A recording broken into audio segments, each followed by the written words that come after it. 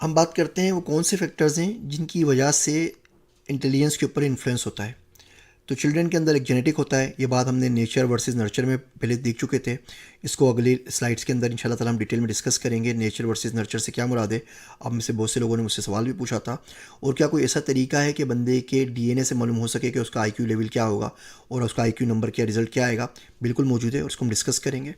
तो बच्चे की जेनेटिक्स, डीएनए या जेंडर उसके ऊपर किस तरह इम्पेक्ट कर रहा है। मिसाल के तौर पे रिसर्च से बात साबित है कि जो लड़कियां होती हैं उनकी वर्बल फ्लुएंसी बहुत ज़्यादा होती है। वो लिखने में बहुत अच्छी होती हैं। उनकी राइटिंग लड़कों के मुकाबले में बहुत बेहतर होती है। उनकी जो परसेप्चुअल स्पीड होती है, किसी चीज़ को आ, समझने की जो हिस्स होती है, वो बहुत ज़्यादा तेज़ होती है लड़कों के मुकाबले में। लड़कों के पास जो हिस्स ज़्यादा अच्छी होती है वो होती है विजुअल स्पेशल। ज्योग्राफी के अंदर, जीआईएस के अंदर, मैप्स को समझना, साइंस और मैथमेटिक्स के अंदर लड़कों की हिस्स बहुत ज़्यादा होती है, एबिलिटी ज़्यादा होती हैं। वो 3 साल की उम्र से इन तमाम चीज़ों को समझना शुरू कर देते हैं। अगर आप देखें तो ओवरऑल दुनिया भर के अंदर आपको देखेंगे, आप स्टेम के अंदर, इंजीनियरिंग, मैथमेटिक्स के शोबों के अंदर, साइंस, टेक्नोलॉजी, इंजीनियरिंग, मैथमेटिक्स के अंदर लड़कों की तादाद लड़कियों से बहुत ज़्यादा है। और इसमें शायद उनके डीएनए का फैक्टर भी शामिल हो। इसके अलावा हमारी जो इमीडिएट इन्वायरमेंट होती है उसका बहुत ज़्यादा फ़र्क पड़ता है। हम किस स्कूल में जा रहे हैं, किस फैमिली में जा रहे हैं। जैसे कि मैंने आपसे डिफेंस की एग्जांपल शेयर की। एक बड़ी अच्छी किताब है मेजर ऑफ़ अमेरिका। वो ज़रूर ज़रूर पढ़िएगा। उसकी वेबसाइट भी है मेजर ऑफ़ अमेरिका के नाम से। उसमें वो क्या करते हैं, ज़िप कोड के हवाले से अमेरिका को मेजर कर रहे होते हैं।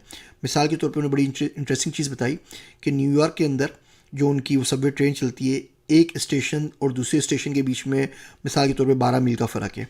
लेकिन अगर हम डेवलपमेंट इंडिकेटर्स की बात करते हैं तो दोनों के अंदर 130 सालों का फ़र्क है। इतना ज़्यादा फ़र्क है बिकॉज एक जगह काले रहते हैं, एक जगह गोरे रहते हैं, एक जगह लोग जो है बहुत गरीब हैं, एक जगह लोग जो बहुत अमीर है, एक जगह अच्छे स्कूल बने हुए, एक जगह अच्छे स्कूल नहीं बने हुए। तो एनवायरनमेंट का डेफिनेटली बहुत ज़्यादा फ़र्क पड़ता है आपके आईक्यू लेवल के ऊपर। जब समर ब्रेक हमारे पास स्कूल में छुट्टियाँ हो जाती हैं तो जो अमीर लोग हैं वो तो अपने बच्चों को समर कैंप में दाखिल करवा देते हैं, ट्यूटर रख देते हैं।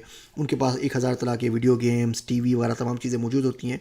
एक गरीब का बच्चा है जो घर बैठा हुआ है या शायद बाप के साथ रेडी लगा रहा है, तो उसकी वो तमाम डेवलपमेंट नहीं हो सकती। स्कूल के अंदर अगर वो एक ही स्कूल में जा रहे हैं, हमारे मास्टर में तो ऐसा भी मुमकिन नहीं है, तो तकरीबन कम से कम एक चीज़ ऐसी चीज़ सीख रहे होते हैं। लेकिन छुट्टियों के अंदर वो तमाम चीज़ें नहीं सीख पाते। सोसाइटी इन्फ्लुएंस होता है, पॉवर्टी का होता है। जैसे मैं आपको पहले बता चुका हूँ, पॉवर्टी की वजह से 10 से 15 लेवल का फ़र्क पड़ जाता है बच्चों के अंदर, आईक्यू लेवल के अंदर, स्पेशली डाइट के हिसाब से। अगर बच्चे को मुकम्मल खुराक ही नहीं मिल रही तो उसकी डेवलपमेंट, उसकी जिस्मानी और जहनी जो डेवलपमेंट होगी, जो होनी चाहिए, वो इस तरीके से नहीं हो सकेगी। एथनिसिटी का फ़र्क पड़ जाता है और एथनिसिटी का फ़र्क डायरेक्टली एथनिसिटी की वजह से पड़ता है या पॉवर्टी की वजह से पड़ता है, ये भी डिबेटेबल है। तो इसके ऊपर हम कोई फाइनल वर्डिक्ट नहीं दे सकते। लेकिन इसमें पॉवर्टी का भी एक बड़ा हाथ है और इनहेरिटिकली डीएनए का क्या हाथ है वो हम लोग नेचर वर्सेस नर्चर के अंदर डिटेल में इसको देख लेंगे। आजकल के जो स्कोर्स आए अमेरिका के अंदर, उसके अंदर जो अमेरिकन इंडियन बच्चे हैं उनका आईक्यू लेवल बड़ा अच्छा होता है। जितने भी स्पेलिंग बीस कंपटीशन है पिछले 10 सालों से, वो सारे के सारे इंडियन अमेरिकन बच्चे ही जीत रहे हैं। जो अफ्रीकन अमेरिकन बच्चे होते हैं उनके जो जो जो हमारे पास ब्लैक किड्स होते हैं या पीपल ऑफ कलर होते हैं, उनका स्कोर बहुत ज़्यादा कम होता है। लेटिनो जो किड्स हमारे पास होते हैं वो बहुत अच्छे होते हैं परफॉर्मेंस वाइज। हर वो काम जिसमें फ़िज़िकल लेबर या फिज़िकल चीज़ चाहिए होती है उसके अंदर उनका स्कोर बहुत ज़्यादा अच्छा आता है। सिर्फ यही स्कोर हमारे पास नहीं है, इसके अलावा कोई 50 से ऊपर दुनिया में स्कोर्स मौजूद हैं। आईक्यू टेस्ट है, आपने मेंसा का नाम सुना होगा। सेट है, स्कॉलास्टिक एप्टीट्यूड टेस्ट, जो कि स्कूल के अंदर, कॉलेज के अंदर एडमिशन से पहले आपको अमेरिका में देना पड़ता है। टी सेट हमारे पास है। जी डी ए, ये मैं यूट्यूब के वीडियो में बता चुका हूँ कि आपको घर बैठ के अगर इंटरमीडिएट करना है तो आप जी डी पास करके दुनिया की किसी भी यूनिवर्सिटी में एडमिशन ले सकते हैं। सिर्फ 4 पेपर हैं, आप बड़े आराम से मुश्किल से 4 दिन तैयारी करके आप पास कर सकते हैं। आपको सिरे से इंटर करने की ज़रूरत ही नहीं है।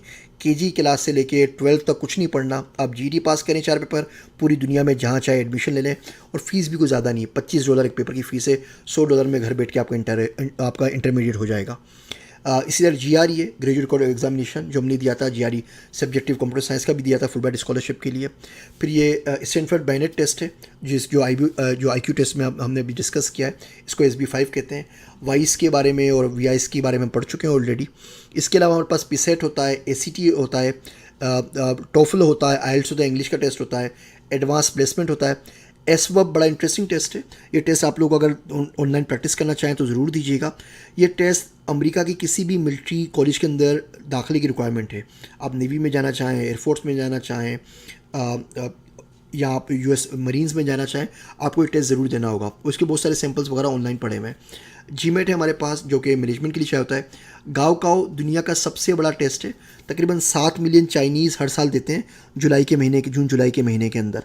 ये दुनिया का मुश्किल तरीन टेस्ट है। अगर आपने गाओकाओ किया हुआ है, इसको आप विकीपीडिया पे सर्च कीजिएगा, नेशनल कंप्यूटर एंट्रेंस टेस्ट, इस तरह इसका कुछ नाम है। अगर आपने गाओकाओ किया हुआ है तो दुनिया आपसे ना जीआरई मांगती है ना टोफल मांगती है, कि दुनिया का मुश्किल तरीन टेस्ट है जो चाइना के बच्चे देते हैं, और बहुत ही ज़्यादा है। आई एम प्रीटी श्योर कि अगर पाकिस्तान में टेस्ट लिया जाए तो शायद 1% भी लोग इस टेस्ट को पास ना कर सकें। फिर पाकिस्तान में हमारे पास CSS के एग्ज़ाम होते हैं ऑफिसर बनने के लिए। इंडिया में IAS के एग्ज़ाम्स होते हैं, जिसके बारे में आप लोग फिल्मों से इधर उधर सुनते ही रहते होंगे। तो ये बहुत सारे टेस्ट हैं। तो हम इन तमाम टेस्ट को डिस्कस करने का मकसद ये था, एक तो आप लोगों ने सवाल पूछा कि आप लोग इंटरेस्टेड थे कि IQ पर मज़ीद बात करें, तो हमने बात की। फिर हम ये देखना चाह रहे थे कि IQ टेस्ट अलग अलग हैं, और जो यूनिवर्सलिटी हम बताते हैं कि तमाम चीज़ों को मेजर कर सकते हैं, ये बात बिल्कुल गलत है, इस तरह नहीं होता। The best thing you can do with an IQ test is not to take one. मेरा हमेशा से इख्तलाफ रहा IQ टेस्ट के साथ कि आप किसी भी तरीके से अलग अलग इंसानों के, अलग अलग कल्चर के, अलग अलग लोगों को किसी एक छड़ी से नहीं हाँक सकते, किसी एक ही कसौटी पे नहीं परख सकते।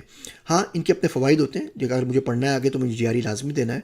अगर मुझे अमेरिका में एडमिशन चाहिए तो मुझे टोफल लाजमी देना है। अगर मुझे किसी आर्मी में जाना है तो मुझे SWAT का टेस्ट लाजमी देना है। अगर मैं चाइना में हूँ तो मुझे गाओकाओ लाजमी देना है। वो बात बिल्कुल ठीक है, लेकिन किसी भी शख्स को पूरी पर्सनैलिटी को आप डिफ़ाइन कर दें खाली कि उसका IQ टेस्ट ज़्यादा है या कम है, ये बात बिल्कुल गलत है। तो उम्मीद है बातें आपको समझ में आ रही होंगी। आपके मज़ीद क्वेश्चंस भी हैं अगले लेक्चर्स के ऊपर, हम उसके ऊपर बात करते हैं।